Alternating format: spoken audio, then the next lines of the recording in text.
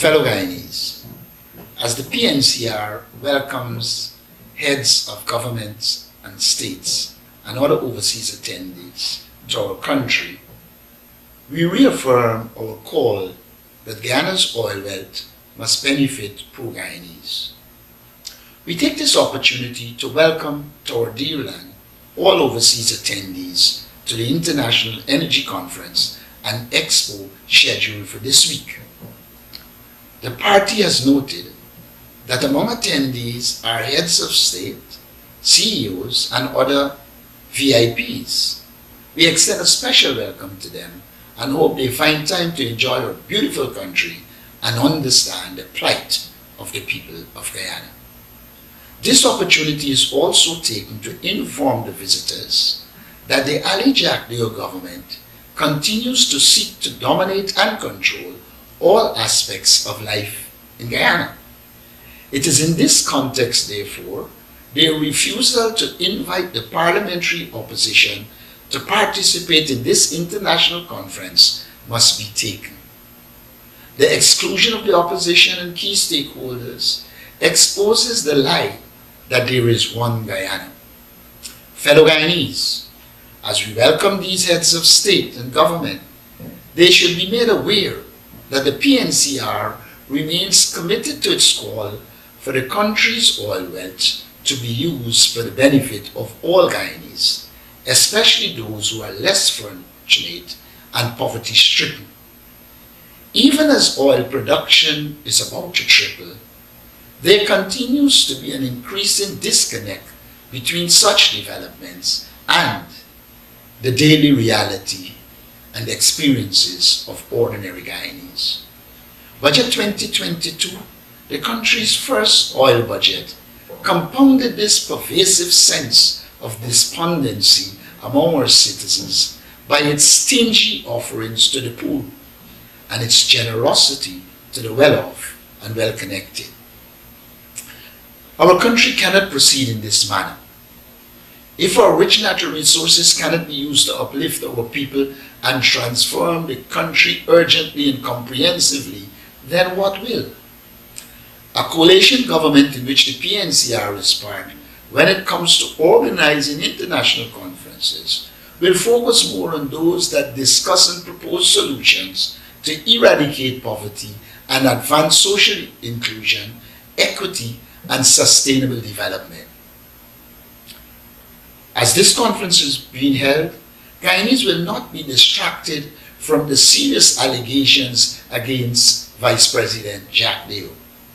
As expected, what appears to be credible allegations of corruption against Vice President Jack Deo, Sugate, were publicly exposed.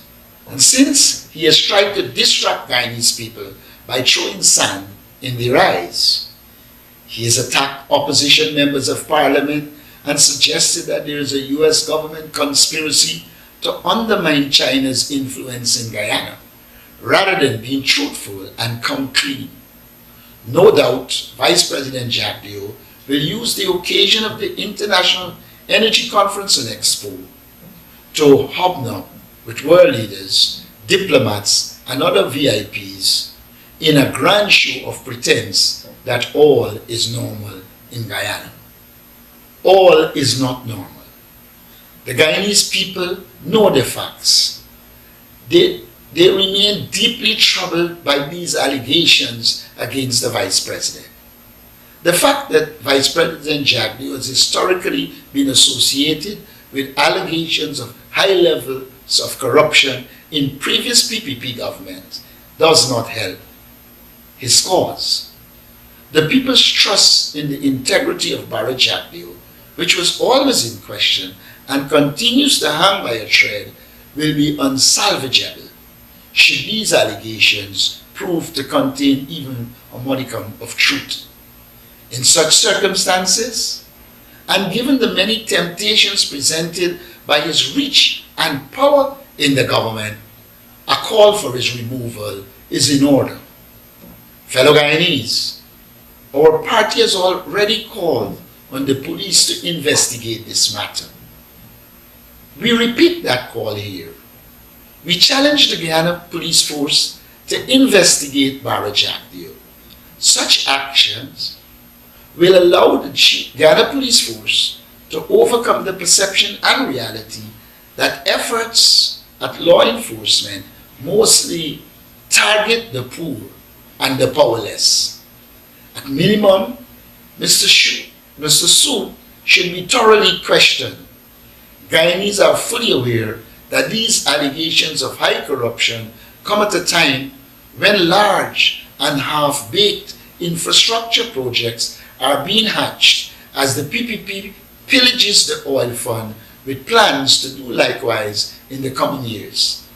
Finally, my fellow Guyanese, the PNCR recommits itself to holding the PPP accountable. I thank you.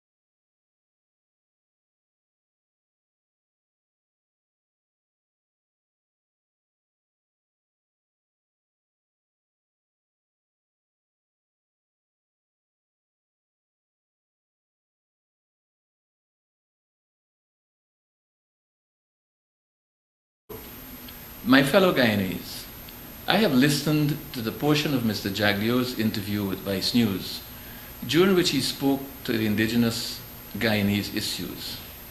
He said the following, among other things. 1. When we assumed office in 1992, indigenous people had titled lands, about 6%. By the time we left office in 2015, we had titled indigenous communities with lands that amounted to over 14% of Guyana. 2. We are one of the few countries in the world that gave the Amerindian communities on titled lands subsurface rights. So now they have subsurface rights as part of the legislations that we passed. 3. In Parliament, we went and created an Amerindian Act when there was none. In that act, we gave the communities greater self-government, subsurface rights, greater access to forested lands, and a pathway to getting titled lands. I believe that it is necessary in the interest of the history of Guyanese indigenous peoples that I address Mr. Jagdeo's statements above. Land titling and the Amerindian Act. There was an Amerindian Act even before independence. That act was promulgated in 1951. The 1951 Amerindian Act was adopted by independent Guyana. The Amerindian Act of 1951 was amended on the 21st of April 1976 to facilitate the titling of the first set of Amerindian villages in Guyana. The amendment was by way of inclusion of a schedule of 63 villages and 2 districts which became titled owners of their lands for the first time in Guyana. The Amerindian Act of 1951, amended in 1976, was further amended in 1991. On this occasion, the amendment was also by way of inclusion of a schedule of villages which were also now made titled owners of their lands for the first time. The 1991 amendment titled an additional 10 villages and 2 districts. This took titled Amerindian lands to a total area of 9,915 square miles, or 11.9% of Guyana's lands. The records will show that the PPP in their 23 years issued first-time titles to a grand total of 2,829 square miles of the lands to Guyana's indigenous peoples. This represents 3.4% of Guyana's lands. What the PPP did was to issue land titles under the Land Registry Act, Chapter 50:02 of the Laws of Guyana, replacing absolute grants issued in 1976 and 1991 in accordance with the State Lands Act, Chapter 62:01 of the Laws of Guyana. In short, our people were given titles to lands for which they already held legal inalienable titles called absolute grants. The action taken to title Amerindian lands in 1976 and 1991 and onwards to current day flows from the work of the Amerindian Lands Commission. The Amerindian Lands Commission Act, Chapter 59:03 of the Laws of Guyana, defined the composition, scope, and functions of the Commission. It was passed into law on the 20th of May 1966, and had an effective date of commencement of the 26th of May 1966. Between 2015 and 2020, the government of Guyana received several reports from indigenous peoples in the villages regarding the validity of absolute grants issued pursuant to the 1976 and 1991 amendments to the Amerindian Act. They allege that visiting PPP activists, some of whom are ministers of government today, told them that absolute grants were not a valid form of title to lands. This, of course, is untrue. It is true to say that the Amerindian Act currently in force was promulgated in 2006 and that it repealed and replaced the Amerindian Act of 1951, amended in 1976 and 1991. It is not true to say that there was no Amerindian Act prior to 2006. Subsurface rights. Fellow Guyanese, the indigenous peoples of Guyana have long advocated for rights to subsurface minerals. Their advocacy in this regard was rejected and omitted from the Amerindian Act of 2006. The State Lands Act was never amended to accord this much desired right to Guyana's indigenous peoples. It cannot be fair to cause Guyana's international partners to believe that our indigenous citizens enjoy a right which they do not and have never enjoyed. It is widely believed by the indigenous peoples that the PPP is avoiding a national review of the Amerindian Act because of the strong advocacy for subsurface rights, among other things, which the PPP is unwilling to grant. I thank you.